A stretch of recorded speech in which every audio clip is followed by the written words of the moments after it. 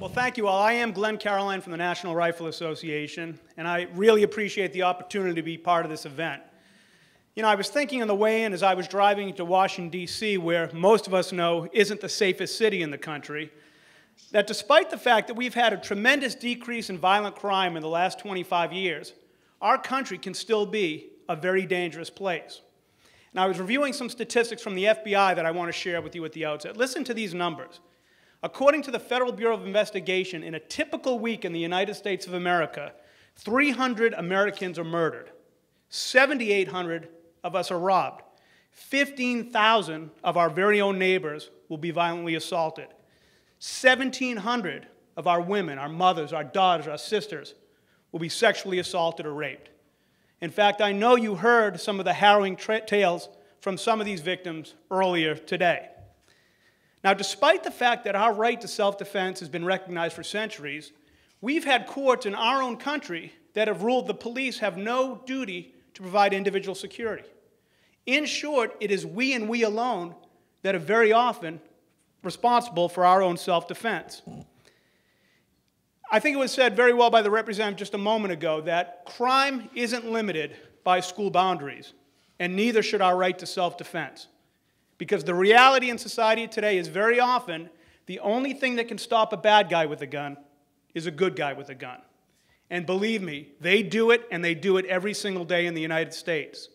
Guns are used by law-abiding citizens over 1 million times every year for self-defense, 3 to 5 times more often than they're ever used to commit a crime. Now, I don't think we would be in this position to have this great conference to talk about the future of passing campus carry if it wasn't for the NRA's work and perseverance over the last 2+ decades to pass right-to-carry laws in 42 states. I think really the birth of this movement could be seen about 25 years ago with the passage of the first right-to-carry law. Wisconsin, luckily, just joined our ranks a few short weeks ago. We now have every state in the country, less the state of Illinois, that has some type of provision for armed self-defense. So for those of you from Illinois, those of you watching in Illinois, it's time to get with the program and join the other 49 states. Now, the National Rifle Association is going to continue its work to further pass and enhance right-to-carry laws because we believe that any time we can expand the universe of law-abiding citizens to choose for themselves whether or not to carry a firearm, and whenever we can expand the universe of places they can legally arm themselves for self-defense, all Americans are safer. In fact, in 2011 alone, I'm very pleased to report that the National Rifle Association passed or enhanced right-to-carry laws or self-defense laws in 20 different states. 20 different states this year. Now, I remember being involved in some of these debates over right-to-carry. And in every state we tried to implement these laws, 2 things usually happen.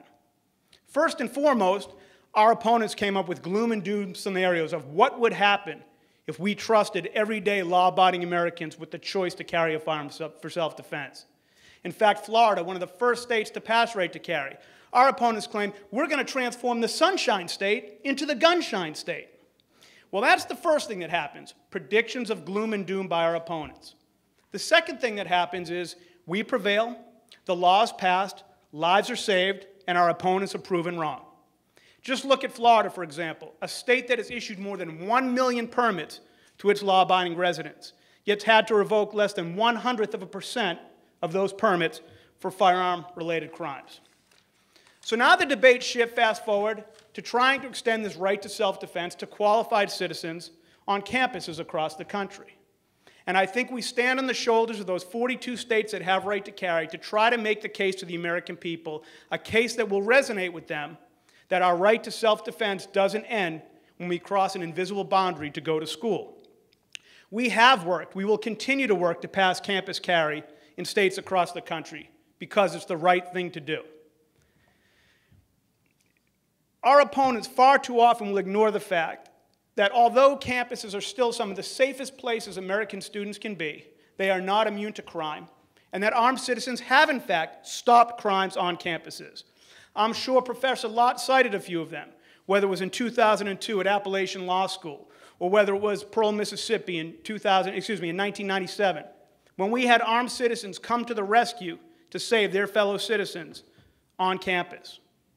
Now you contrast the NRA and our support for giving citizens the choice to defend themselves in public, on the streets, on campus, with the philosophy of our opponents. Their security strategy amounts to the following: flee, run and hide, play dead, and then and only then, if you're absolutely sure you're going to get shot, maybe resist. Well, that's not a recipe for self-defense. That's a recipe for pray and hope. And that's not what we deserve today in the United States, certainly not what those citizens who go to school on our nation's campuses deserve in the United States. You know, we had a situation not too long ago where two young, brave students were able to disarm a shooter in Springfield, Oregon, because they rejected our opponent's philosophy of flee and hide and cower. But our opponents reject the notion, giving even the benefit of doubt, that somehow, somewhere, somebody who's qualified to carry a firearm across the street at McDonald's when they're getting a cup of coffee, or at a newsstand across the street, they ignore the fact that these people just may somehow save a life on college campus. Now, I personally have two young children who hopefully someday will go to school. And I have two wishes for them. First and foremost, like any other parent in America, I hope they're never in a classroom where an armed shooter comes in and tries to wreak mayhem. That's my first wish. But my second wish is, if God forbid that happens, I hope and pray they or somebody in that classroom can give them a fighting chance and hopefully stand up and save their life. Those are my two hopes, and NRA is going to try to make those hopes a reality along with your help. You know, I predict as our efforts to pass campus carry spread across the nation, we are going to see the same foolish logic by our opponents we saw when they opposed right to carry. First, they will predict situations of gloom and doom. Then we will work together to pass that legislation, and we will prove them wrong when we see that not only has the mayhem not occurred, but our campuses have become safer because we have empowered people to make that choice for themselves, to stand up and hopefully protect themselves or their loved ones or a fellow student if, God forbid, they are put in that situation. And as was just mentioned by our legislators, this is not an easy path. There is political risk, but doing the right thing often does involve political risk. And we commend those lawmakers who stand up and do something not because it's easy, but because they know it's right and they know it will help save lives. But we need to help address the myths that our opponents perpetuate every time we push one of these pieces of legislation, and distinguish between what we're really talking about and what we're not talking about. In most states, not every state, but in most states, to get a permit to carry a concealed firearm, one must be 21 years of age, pass a criminal background check, and pass a firearm safety course. These are the type of people that we are empowering through choice to extend their right to self-defense across that magical invisible boundary onto campuses nationwide, so that citizens and students can be afforded the same level of protection while they're in class as they do when they're across the street. This fight is not going to be easy. It is going to take a concerted effort between NRA, other pro-Second Amendment groups, Students for Concealed Carry on campus. How we win this fight is the same way we win every fight. That is continuous activism at every level. We need students and non-students alike who believe in self-defense and the right to choose to get a permit to carry self-defense, to contact your legislators, to let them know your position when these bills are pending before a legislative body or committee. We need you to change the makeup of legislatures where need be to replace those opponents of our self-defense with people who share our commitment to freedom and share our passion for being able to defend ourselves and our family. That means registering to vote. At your first election, registering to vote.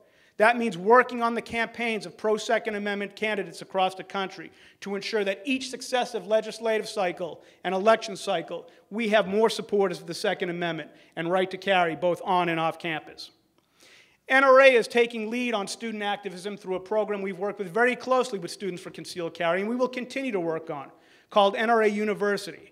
We've traveled to dozens of college campuses across the nation to talk about the myths surrounding gun control as a way to reduce crime control, to talk about the Second Amendment, what it truly means, to talk about what students can do to become better citizen activists both on and off campus.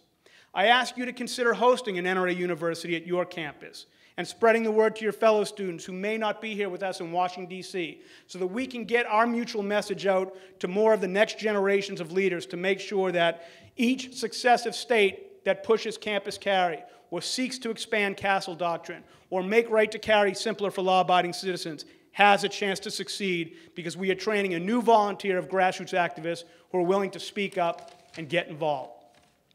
I know you've been here a long day, so let me just conclude by offering the following comments, none that will surprise anybody in this audience.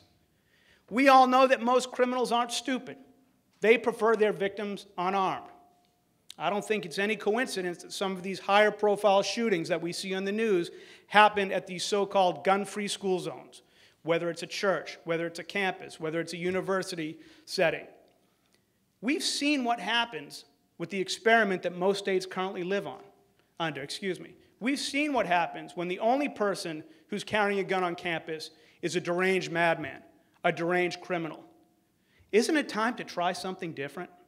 Isn't it time to try something that's worked in 42 states and to respect the rights of citizens who are duly licensed to carry a firearm virtually everywhere else in their state, to give students and faculty members a fighting chance on campus?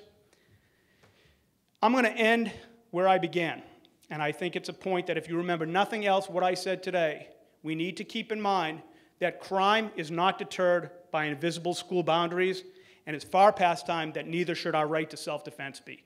Please keep fighting, and thank you so much for inviting me here today. I appreciate it.